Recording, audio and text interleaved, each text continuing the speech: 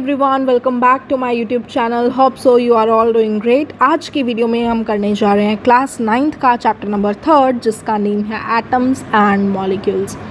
इस चैप्टर को आज की इस वीडियो के अंदर हम डिटेल में बेसिकली स्टडी करने वाले हैं। सबसे पहले तो जैसा कि हमारा स्टार्टिंग से ही रहा है, आपको पता ही है कि सबसे पहले हम चैप्टर की डेफिनेशंस को डीपली अंडरस्टैंड करते हैं। जैसे कि यहाँ पे चैप्टर का जो नेम है वो है एटम्स एंड मॉलिक्यूल्स। तो सबसे पहले हम एटम का मीनिंग समझेंगे, उसके बाद हम मॉलिक्यूल का मीनिंग समझेंगे, उसके बाद हम चैप्टर की डिटेल डिस्कशन को स्टार्ट करेंगे। सो वीडियो को एंड तक ज़रूर देखिएगा। अगर वीडियो अच्छा लगे तो चैनल को लाइक शेयर सब्सक्राइब भी ज़रूर कीजिएगा। अगर आप मेरे चैनल पर नए हैं तो जल्दी से सब्सक्राइब कर दो चैनल को और वीडियो को देखना स्टार्ट करते हैं। स्टार्ट करो आप लोग और वीडियो बिन स्किप करिए देखिएगा, ठीक है। स्किप मत करिएगा क्योंकि उससे क्या होता है कि आपको समझ नहीं आएगा, फिर आप कहेंगे कि क्लियर नहीं हुआ। अगर आप एक एक वर्ड ध्यान से सुनेंगे आपको क्लियर होएगा। तो चलो स्टार्ट करते हैं फटाफट से। हमारा जो आज का चैप्टर है वो है एटम्स एंड मॉलिक्यूल्स। ये हमारे क्लास 9th का चैप्टर नंबर 3 है। सबसे पहले यहाँ पर हम एटम्स और मॉलिक्यूल्स की डेफिनेशन को समझेंगे कि एटम्स क्या होता है और मॉलिक्यूल क्या होता है। सो देखो, बेसिकली जो एटम है उसको हमारी केमिस्ट्री में, आपको पता ही है केमिस्ट्री का चैप्टर है, तो एटम्स को क्या कहा गया है? एटम्स को basic building blocks of matter कहा जाता है। मैटर आपको पता ही है, मैटर एंड सराउंडिंग्स करके हमने एक चैप्टर पढ़ा था क्लास 9th का। उसके अंदर हमने मैटर को बहुत ही डीपली मैंने समझाया है। अगर आपको वो वीडियो देखना है तो फर्स्ट वीडियो है, ठीक है, फर्स्ट थर्ड ऐसे करके बहुत सारी स्टार्टिंग वीडियोस में आपको मेरे दिख जाएगा। ऑलमोस्ट मेरे चैनल पे बहुत कम वीडियोस हैं अभी तो आप फर्स्ट थर्ड वीडियो ऐसे देखेंगे तो आपको वहाँ पे मैटर का मीनिंग बहुत अच्छे से समझ आ जाएगा। सो मैटर अगर मैं यहाँ पे शॉर्ट में बताऊँ, ऐसी कोई भी चीज़ जो कि स्पेस को ऑक्यूपाई करती है।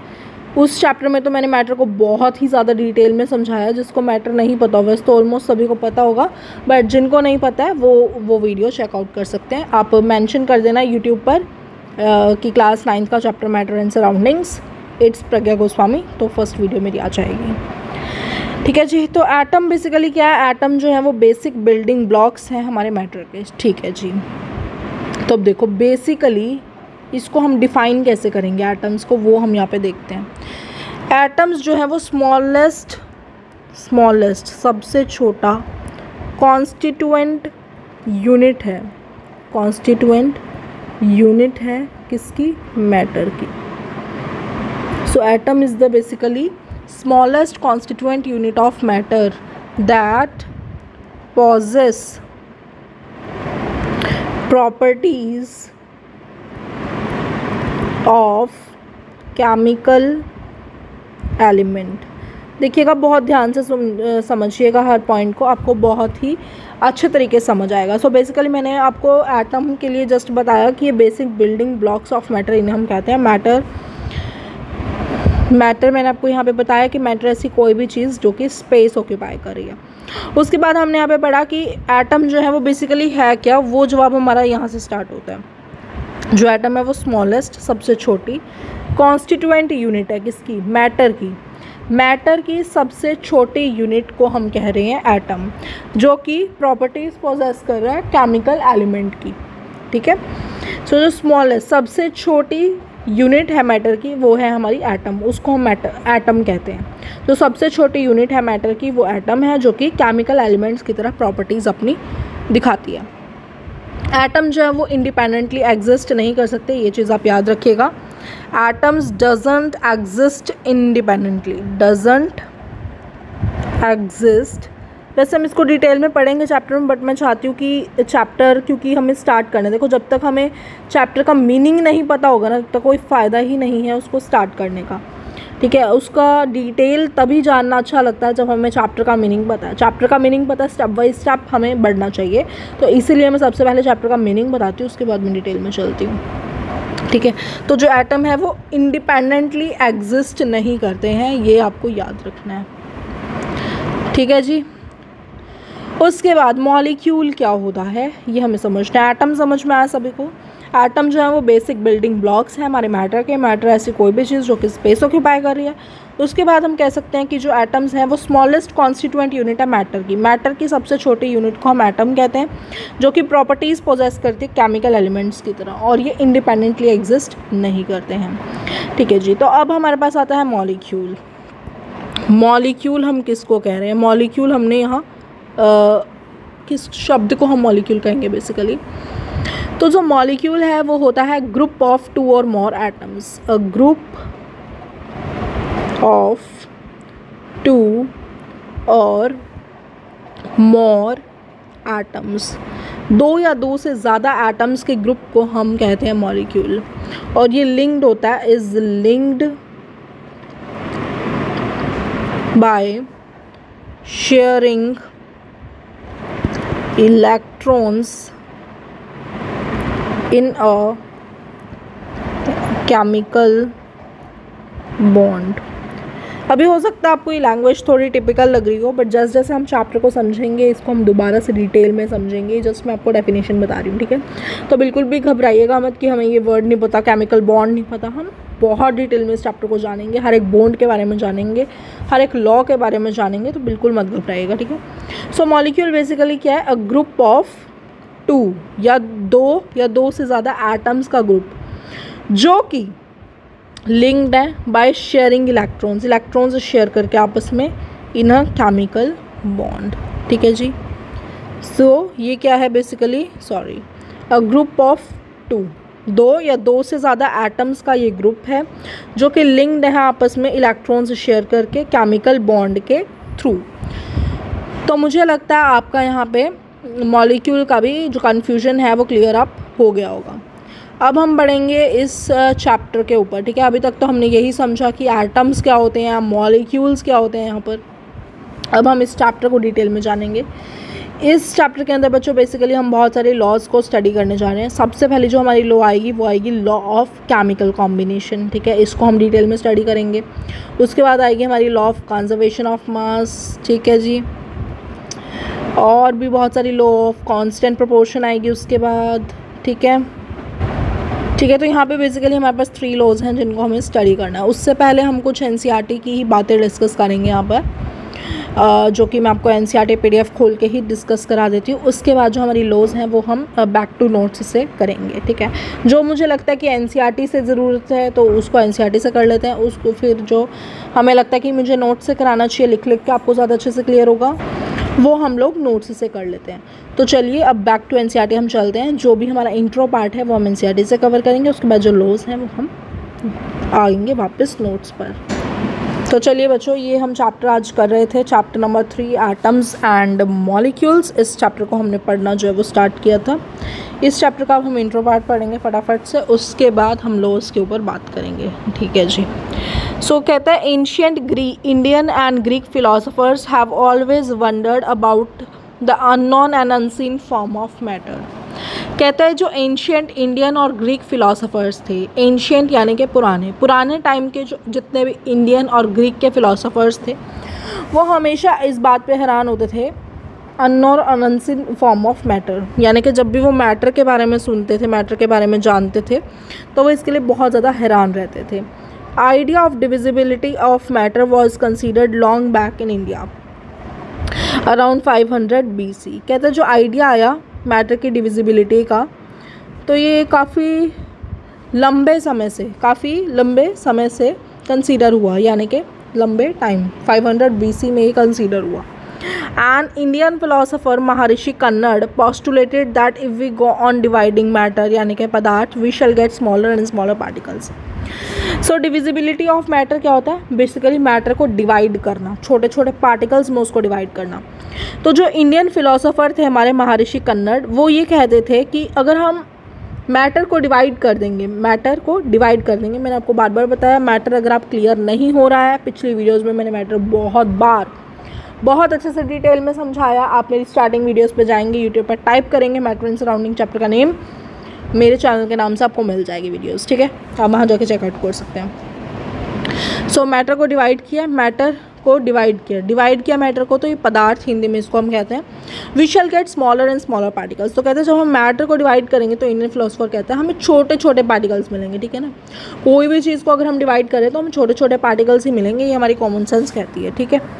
Ultimately a time will come when we shall come across the smallest particles beyond which further division will not be possible. तो कहता है एक ऐसा समय आ गया जब जो स्मॉलेस्ट पार्टिकल्स, मतलब जो डिविजन्स थी, आगे पॉसिबल ही नहीं, क्योंकि इतनी ज़्यादा डिवीजन कर दी कि छोटे छोटे पार्टिकल्स बन गए बिल्कुल ही। तो आगे जो थी वो डिवीजन पॉसिबल हुई नहीं, क्योंकि पहले ही इतनी डिवीज़न कर दी कि छोटे छोटे पार्टिकल्स बन गए। ही नेम दीज पार्टिकल्स परमाणु, और फिलोसोफर्स ने इन पार्टिकल्स को जो नेम दिया वो था परमाणु का। वो किसका नेम था? परमाणु का। छोटे छोटे पार्टिकल्स जो हमने डिवाइड कर करके बनाए, इनको उसने परमाणु का नेम दिया। Another Indian philosopher Pakudha Katyayana elaborated this doctrine and said these particles normally exist in a combined form which gives us various forms of matter। जो दूसरे इंडियन फिलोसोफर्स थे पाखुड़ा कात्यायमा, वो ये बताते हैं और कहते हैं कि ये जो पार्टिकल्स हैं ये नॉर्मली एग्जिस्ट करते हैं कंबाइंड फॉर्म के अंदर। मतलब जो एटम्स हैं, देखो जो एटम्स हैं हमेशा सिंगल फॉर्म में एग्जिस्ट करते हैं, बट जो मॉलिक्यूल्स हैं वो दो या दो से ज़्यादा एटम्स के बन के एग्जिस्ट करते हैं ना। एटम्स हमेशा सिंगल फॉर्म में एग्जिस्ट कर रहे हैं, ये एटम हो गया और ये वाला जो है मॉलिक्यूल हो गया। ऐसे ही जो ये कह रहे हैं इंडियन फिलोसोफर, ये क्या कह रहे हैं कि ये जो पार्टिकल्स हैं जो हमने डिवाइड करके पार्टिकल्स बनाए छोटे छोटे, ये हमेशा कंबाइंड फॉर्म में एग्जिस्ट करते हैं, जो हमें काफ़ी सारी मैटर की फॉर्म्स देते हैं, ठीक है। तो चलो आगे चलते हैं, आगे क्या कहते हैं वो देखते हैं। Around the same era ancient Greek philosophers Democritus and Leucippus suggested that if we go on dividing matter, a stage will come when particles obtained cannot be divided further। तो उसी सेम ईरा के अंदर, उसी सेम ईयर के अंदर जो ancient Greek philosophers थे डेमोक्राइटस and ल्यूकिपस, उन्होंने सजेस्ट किया कि अगर हम मैटर को डिवाइड करते रहेंगे, तो एक ऐसी स्टेज आएगी जब पार्टिकल्स जो है वो आगे डिवाइड होना बंद कर देंगे, आगे डिवाइड वो नहीं होने वाले हैं, ठीक है। तो जो हमारे एंशिएंट ग्रीक के फिलोसोफर्स हैं, not Indian philosophers, they are Greek philosophers, इन दो के नेम आपको मेंशन किए गए हैं। इन दोनों के देखो नेम ये वाले याद रखने की ज़रूरत नहीं है, जहाँ याद रखने होंगे लॉज में रखने होंगे, जो आगे लॉज आएंगी उसमें आपको हर एक साइंटिस्ट का नेम याद रखना होगा, किसने लॉ कब दी, वो चीज़ें याद रखनी है, ये याद नहीं रखना है, ठीक है। सो ये यही कहते थे कि पार्टिकल्स इतने ज़्यादा डिवाइड हो जाएंगे कि वो आगे डिवाइड करना बंद कर देंगे। Democritus called this indivisible particles atom. तो डेमोक्राइटस जो ग्रीक फिलोसोफर था, उन्होंने कहा कि ये जो जितने भी इंडिविजिबल पार्टिकल्स हैं, यानी कि जितने भी ऐसे पार्टिकल्स हैं जो कि डिवाइड नहीं हो पा रहे हैं, उनको उसने एटम्स का नेम दिया यहाँ पे, ठीक है। जितने भी ऐसे पार्टिकल्स हैं जो कि डिवाइड नहीं हो पा रहे हैं, उन्होंने उसका एटम्स का नेम दिया। एटम्स का मीनिंग उसने क्या कहा? इंडिविजिबल। ऐसे कोई भी पार्टिकल्स जो कि डिवाइड नहीं हो पा रहे हैं, उनको उसने एटम्स का। All this was based on philosophical considerations and not much experimental work to validate this idea could be done till the 18th century। कहते जितनी भी चीज़ें हुई, जितना भी ये नेम रखा गया, जैसे कि एटम्स किसके बेसिस पे नेम रखा गया? क्योंकि ये इंडिविजिबल पार्टिकल्स हैं। तो जितनी भी चीज़ें रखी गई, ये सब किस पे बेस्ड थी? फिलोसॉफिकल कंसिडरेशंस पे, यानी कि अपनी कंसिडरेशन पे। ठीक है, ये पार्टिकल, मतलब मैंने किसी पार्टिकल को देखा, मैं कह रही हूँ कि ठीक है, अच्छा ये पार्टिकल इंडिविजिबल है, डिवाइड नहीं हो सकता, तो मैंने इसका नाम एटम रख दिया। ठीक है, इस बेसिस पे, मतलब उन्होंने खुद ही अपने माइंड से बना ली, ऐसे कोई सर्च नहीं किया गया, ऐसे कोई रिसर्च नहीं हुई कि जिसके बेसिस पे उन्होंने ये नेम दिया। ठीक है, एक्सपेरिमेंटल कोई वर्क नहीं हुआ, और ये सब चीज़ें जो थी वो 18th सेंचुरी तक हो चुकी थी। ठीक है, फिर हमारा पैराग्राफ कहता है कि by the end of 18th century scientist recognize the difference between elements and compounds and naturally became interested in finding out how and why elements combine, what happens when they combine. ठीक है जी, कहता है कि जब 18th century की and होने वाली थी, एट द एंड की बात करें, जब 18th सेंचुरी की एंड होने वाली थी, तो जितने भी हमारे साइंटिस्ट थे उन्होंने एलिमेंट्स और कंपाउंड्स के बीच का डिफरेंस पहचाना। ठीक है, तो ये चीज़ें मैं आपको अभी समझा दूंगी कौन होते हैं एलिमेंट्स।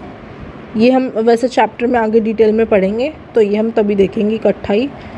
ठीक है, कि एलिमेंट्स क्या होते हैं और कंपाउंड्स क्या होते हैं। इस चीज़ के लिए आप अभी रुकना, ठीक है, सब्र करना, थोड़ा पेशेंस रखना। आपको नेक्स्ट वीडियो के अंदर एलिमेंट्स कंपाउंड्स का पता चल जाएगा आगे चैप्टर के अंदर। बेसिकली जस्ट चैप्टर हम आगे करते रहेंगे तो हमें एलिमेंट्स और कंपाउंड्स के बारे में पता चल जाएगा। तो इन्होंने यही कहा कि कैसे और कब एलिमेंट्स, कैसे और क्यों बेसिकली एलिमेंट्स कंबाइन होते हैं और क्या होता है जब एलिमेंट्स आपस में कंबाइन होते हैं। तो यहाँ पे एक साइंटिस्ट का नेम है Antoine L Lavoisier. laid the foundation of chemical sciences by establishing two important laws of chemical combination। In scientist का नेम रखना, याद रखना हमारी जिम्मेदारी है।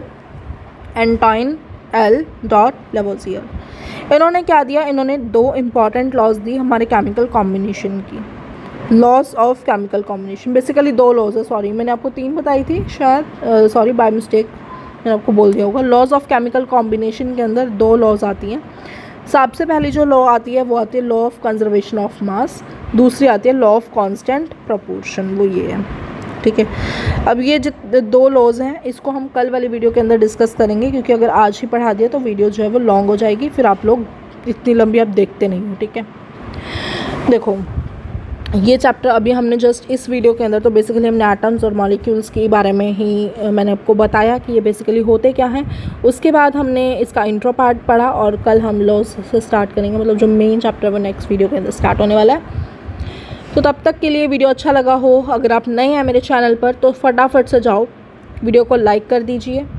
आप लाइक वगैरह कुछ भी नहीं करते हैं गाइस, ऐसा मत कीजिए बच्चों, फटाफट से लाइक कर दीजिए, क्योंकि आपको पता है कि एक वीडियो पे इतना ज़्यादा मेहनत लगता है। तो प्लीज़ जल्दी से जाइए, आप वीडियो को लाइक कीजिए, शेयर कीजिए, सब्सक्राइब बटन दबाइए, ठीक है। ज़रूर से हर मतलब मेरे चैनल को सब्सक्राइब कर लेना जिसने नहीं किया। जिसने कर लिया थैंक यू सो मच, बहुत बहुत धन्यवाद आपका। जिसने नहीं किया जल्दी से सब्सक्राइब का बटन दबा दीजिए, उसके साइड में जो नोटिफिकेशन बेल होती है वो फटाफट से क्लिक कर दीजिए, ताकि जैसे ही मेरे चैनल पे जब भी वीडियो आएगी आपको नोटिफिकेशन मिल जाएगा कि मेरे चैनल पे वीडियो आ चुका है। सो मिलते हैं आपसे नेक्स्ट वीडियो के अंदर। होप्स आपको ये वीडियो बहुत ही अच्छा लगा हो। आप मुझे सजेशन भी दे सकते हैं कमेंट बॉक्स में कि मुझे नेक्स्ट वीडियो किस चैप्टर के ऊपर लेके आनी है, अदरवाइज़ मैं तो लेके आ ही रही हूँ। अगर आप कोई भी सजेशन नहीं दोगे तो मैं तो वीडियो लाऊँगी ही। मुझे लगता है जो चैप्टर्स अभी चल रहे हैं बेसिकली उनके ऊपर मैं लाऊँ, इंपॉर्टेंट टॉपिक्स के ऊपर वीडियो लाऊँ, कोशिश मेरी ये रहती है। अगर आपको कोई भी इंग्लिश टॉपिक पे चाहिए तो भी आप मुझे कमेंट सेक्शन में बता सकते हैं। सो मिलते हैं बेटा नेक्स्ट वीडियो के अंदर। होप सो आप सभी को वीडियो अच्छा लगा हो। Thank you so much for watching this video. Bye bye, take care.